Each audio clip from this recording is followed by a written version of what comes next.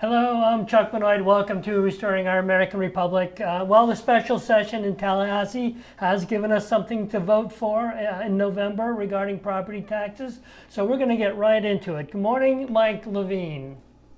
Chuck, how's it going this morning? It could be better. I've had a lot of technical issues this morning, but we're up and running here. We're on. Let's Chuck, I find it very interesting that, it's so amazing, Chuck, that what happens legislatively in Tallahassee has a lot to do with leadership's political aspirations, I mean, some days leadership in Florida is punching you in the face, and the next day they're absolutely delivering chocolate-covered cherries to your front doorstep. You know what I mean? Which is it, ladies and gentlemen? That's what I'd like to know, right? Are Floridians overtaxed? Or, right?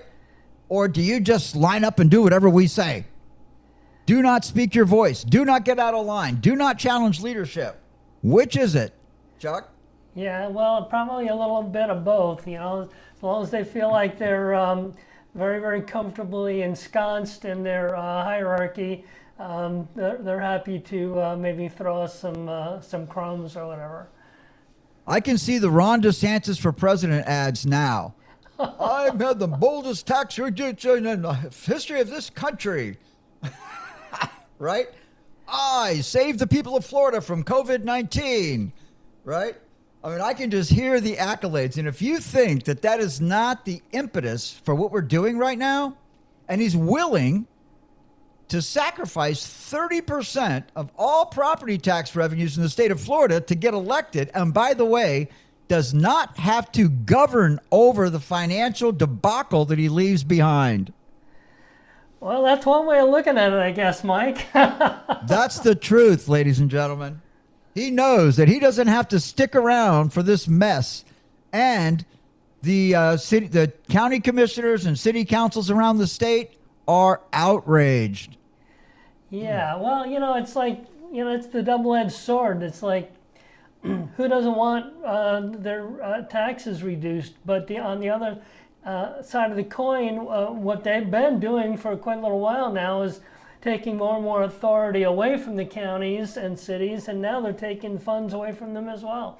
And Which they've always done, but never at this magnitude, never at this level, Chuck. Yeah, this is big bucks to the cities and counties, big bucks. Yeah. Right? Yeah. Right. The thing is that there are big bucks, and we'd be happy to keep them. Well, Chuck, I mean, honestly, based on my political career in Lake County, let's just say, 15, 16 years, right? This is all playing into what my original goal was anyway. And that would be that local governments are forced to play the keep it or cut it game. They do not have the money to pay the bills if they don't cut the fat out of the budget, Chuck. That's where we're heading. Well, I don't think anybody... we, the public, would have a problem with that. Keep it or cut it. But let me tell you something, Chuck. In my opinion, I don't know of a single... I have to be, because I don't want to disparage anybody, but I'm just unnecessarily. But I don't know a single local, let's just say at the county level. I think some of the cities are very good at line by line, invoice by invoice management of their budgets. But the constitutional officers are not. The Board of County Commissioners is not. The Board of County Commissioners typically leaves it up to staff. And then, they go through it a little bit. They may have a little objection here, a little objection there. But for the most part, if the staff is reasonable, which means that the tax is collectible, they typically are going to largely go along with what staff recommends.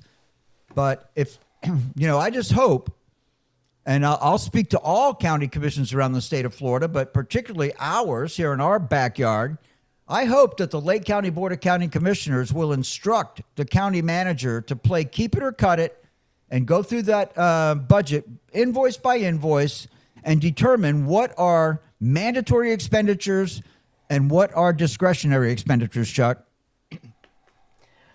Yeah, well, that would, again, very, very methodical and probably going to be very, very necessary in the not too distant future. Of course, this does have to pass in November, right? I mean, I'm not suggesting that it may not. I'm just saying that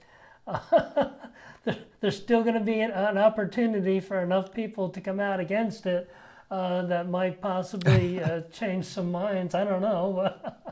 I'm going to tell you something, Chuck.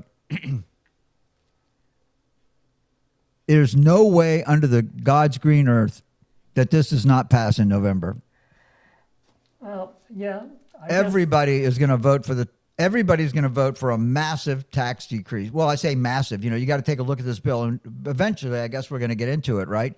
But let's just let one of the big talking points, let's get it on the table, and that is that school tax levies are not included in the tax reduction. Right, so you're still looking at a significant amount of taxation just to the schools. But it's a big cut, don't get me wrong. But I would have preferred Governor DeSantis's version, which would have included school tax levies, Chuck. Yeah, it seems to me, I guess just the way I think, my feeling is that DeSantis threw that in just because it was a bargaining chip that he'd be happy to let fall by the wayside. I don't know. I'm just thinking that was his reasoning for putting it in the first place, knowing that was not going to be a real easy one to get. Could be. That makes sense, politically. That does make sense. I mean, the next step, I don't know that the governor has signed this. I know that it's come out of legislature, but I don't know that the governor signed it. The special session adjourned. So if he wants to fight it, he's going to have to call him back. That won't be a very popular thing. Yeah, but I don't see that happening. I don't either. I think he'll sign it. Yeah. Again, because he gets what he wants, which is some great campaign talking points. And we get what we want. And we get a serious tax deduction, right? Right. And then, of course, what I love the most about it, it really puts a lot of pressure on the counties to actually dig into their budgets and figure out where the money goes, Chuck. Yeah, right. Yep. That's my favorite part. I don't understand how a county commissioner can't manage these budgets. I get it. It's a big budget. And, you're talking about the county commissioners have to approve every constitutional officer's budget, too. And I told them in meetings back in the day that it was a dereliction of their duty to approve budgets that they didn't know what was in them. And I just don't know how anybody manages anything without knowing where the money goes. I don't know how you can approve it without having a very strong understanding of where the money goes. Chuck? There we go. I mean, I guess a lot of people run their households like that, but I don't. Yeah, nor do I. I've got a budget, and I sit there monthly making sure I'm sticking to it. Exactly. Yeah. Exactly. Yeah. So we do have. As long as the price of red wine and High Life beer doesn't go up, I think you and I'll be okay. Yeah, right. Don't touch the cost of wine, right? God bless the IPAs. Yeah. I'm sorry if I've been a bad influence on you regarding the IPAs, but. I do like them, Chuck. That's the problem. Yeah. Well. If I didn't like them, I wouldn't drink them. The problem is when you start drinking them, everything else tastes like soda water. but we're I'll tell you, I am a believer, Chuck, that if I have to choose between a soft drink, a sugar-loaded carbonated beverage and a beer, I believe that a beer is healthier for me than that. So I stand by that. Yeah, well, That's always been my philosophy, that if I have a choice between a carbonated, sugar-dosed beverage and a beer, I think for my body, it's healthier for me to drink a beer. What do you think, Chuck? I probably agree. All righty then. So, Chuck, walk us through, what does this actual legislation do? Oh boy. Well, I was hoping you'd do that. Okay, that's No. fine. So let's just go to the amendment as it's going to be on the ballot, Chuck. Okay, you want to go all the way to Go the to the bottom of the back page of it, then here. All right. right. Well, let me get this up on screen and then I'll Right. share it. Let's go to the back of the bill, this 20-page bill that concludes with the actual language that's going to be on the ballot. And so here we are. This is pretty short, Chuck. I think we can read this to the audience. I think the audience will tolerate a little reading, because I think people will want to know exactly what's going to be on the ballot. Would you read that for us, Chuck? Sure. Constitutional Amendment, Article 7, Section 4, 6, and 9, Article 12. Save our homes from excessive property taxes. This amendment benefits Florida taxpayers by exempting homestead properties from taxation, exempt the first $250,000 of homestead valuations, and Okay, stop right there, Chuck. Okay. So what that means is that this legislation actually specifies that in 2027 the exemption is going to go to 150,000, but it's mandatory that the exemption goes to 250,000 beginning on January 1, 2008. Chuck, so continue. There you go. Okay. Well, exempts from first 250 of a homestead's value from taxation for all the levies other than school district levies, and requires through general law a schedule of full elimination. Okay, so let's talk about that. Okay, So let's and make sure sure- the audience is clear that the legislature is compelled by this constitutional amendment to phase out taxes on all homesteaded properties in Florida. Chuck, continue. Ensuring funding for core services requires local government to use remaining property tax solely for the core public needs, including public safety, education, and school infrastructure, and natural resources. Protecting Okay, small... there you go. Okay, well, you want me to continue reading? Yes, please.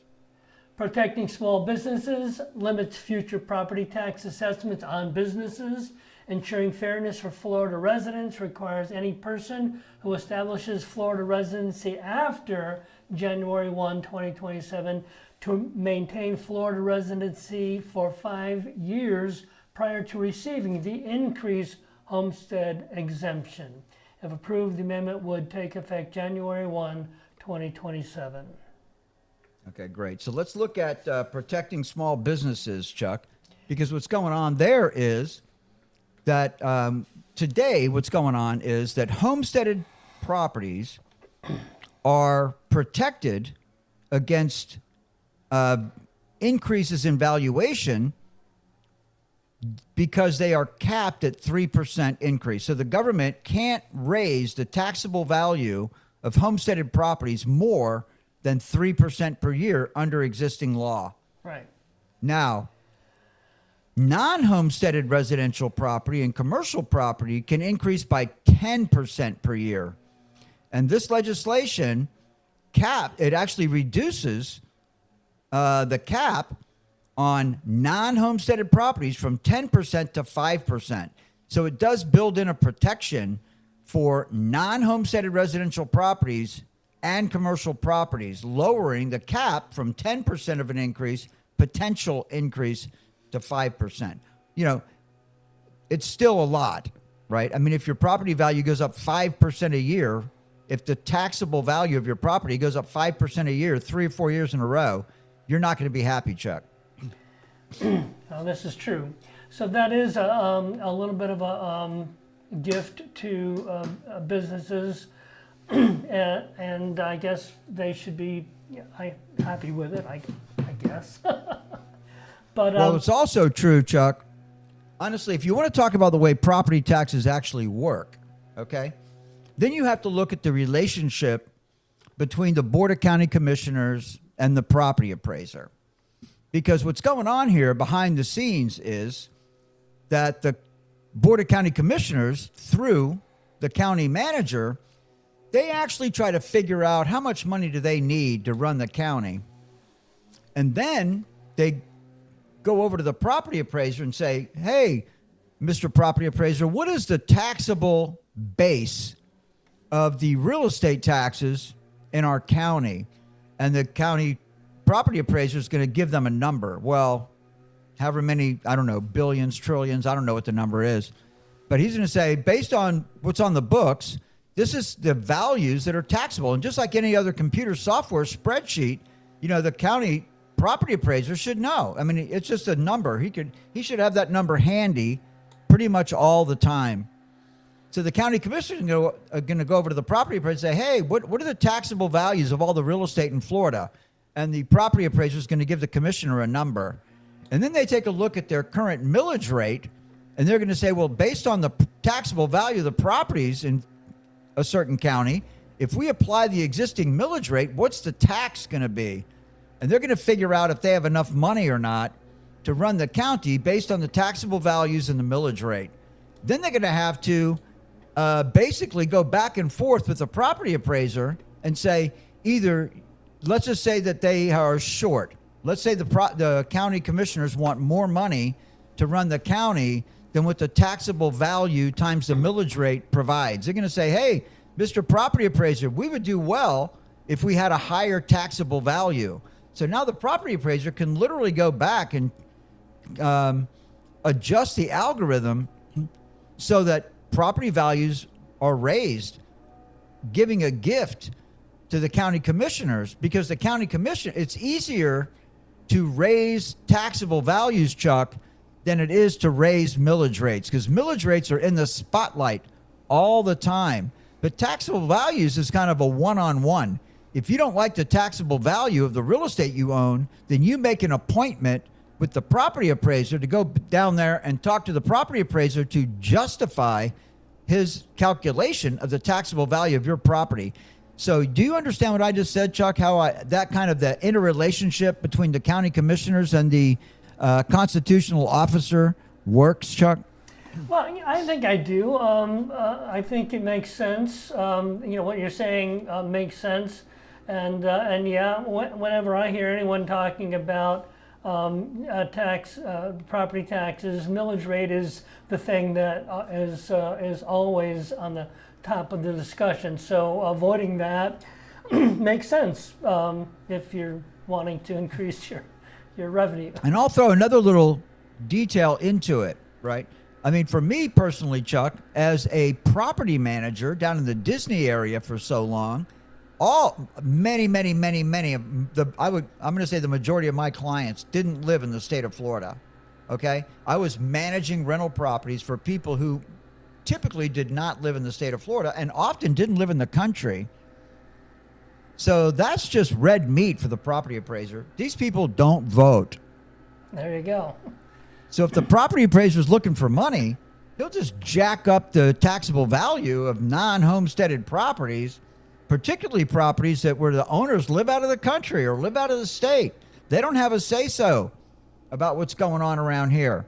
And if you think that doesn't happen, your head's in the sand, or you're just not thinking about it. Because I'm going to tell you that I know that does occur. And you can even hear the governor talking about it in press conferences. He says, hey, why would we tax people that live here when we have foreign people from out of the country paying our taxes? They come, and if you're in the hospitality business and you hear Governor DeSantis saying we want to live tax-free in the state of Florida because people, coming to Florida from out of the country or out of the state pay the bills here. Well, that could have a really negative impact on tourism, Chuck. Yeah, well, it could, depending again on how many people are paying attention to the governor or whether or not they want to come here for their kids or whatever. But I hear what you're saying. I'm telling you something. In 2024, I interviewed with the Central Florida Hotel and Lodging Association. And I want to tell you, Chuck, that was the biggest flashback I ever had. It reminded me of the days when I was running Holiday Inns and other hotel properties, and I would have to sit down in my office with my boss, who literally went invoice by invoice and chapped my ass on every line item of spending, down to a $60 invoice for china, glass, and silver for the restaurant on a $10 million budget. These guys are vicious about money. And when I sat down with the Central Florida Hotel and Lodging Association, they did the same thing. They hammered me on all of their inputs, all of the taxes that go to supporting tourism in Central Florida. And then they got all over me about the way that tax money is spent. And they were vicious about it, which is fine. I can handle it because I have a lot of experience dealing with hardcore, maniacally focused, money-focused people like they are. And I don't blame them. They're business people. They've got massive investments to protect. And they love making money. Nothing gives them more joy than making unimaginable amounts of money. They love that, and that's what they live for.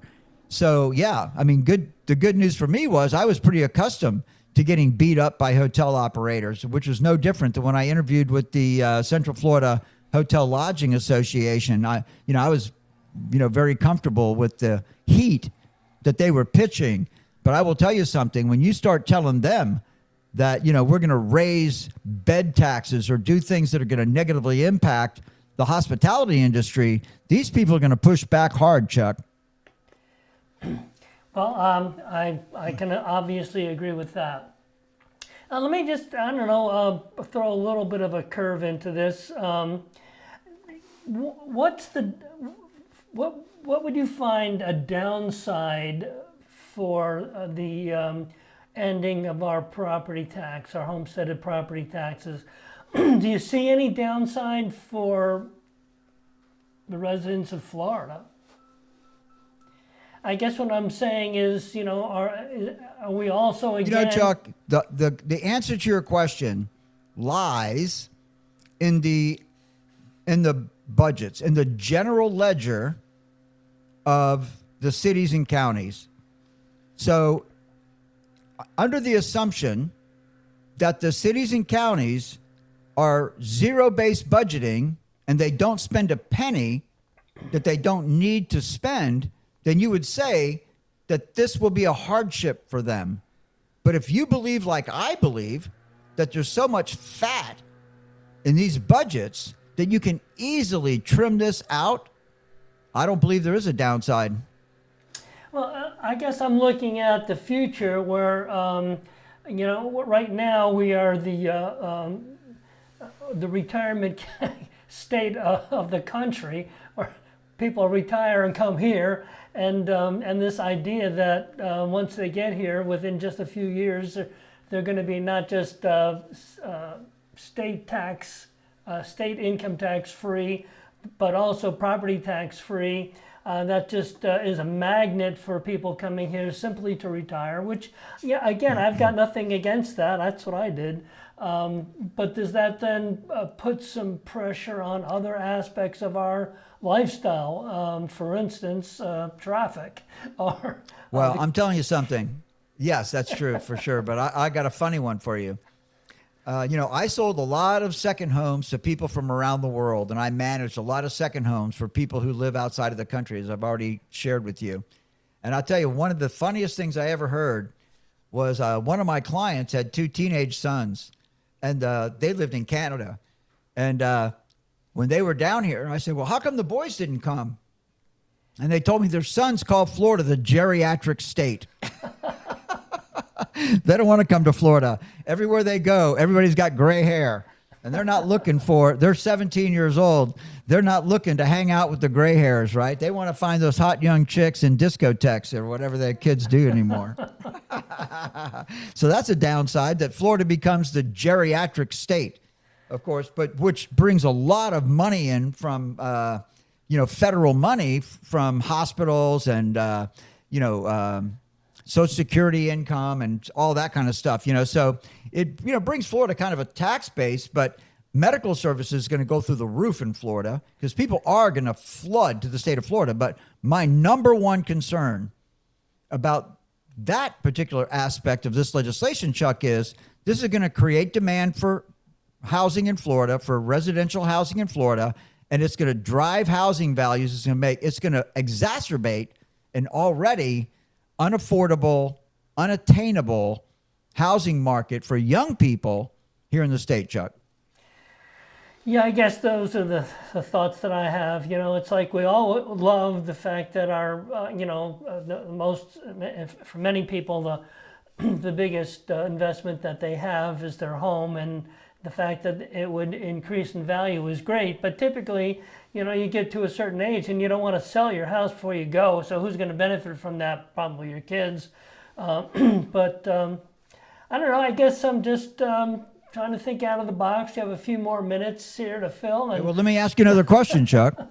You ready for this question? What's that? Go ahead. As housing values rise in the state of Florida, how is the Florida Legislature going to respond to the affordable housing problem, Chuck? How do you think the Florida Legislature will respond to the Florida housing problem as they see housing prices continue to increase, which is good for everyone in the housing supply chain, Chuck? How will the Florida Legislature respond to rising home prices, Chuck?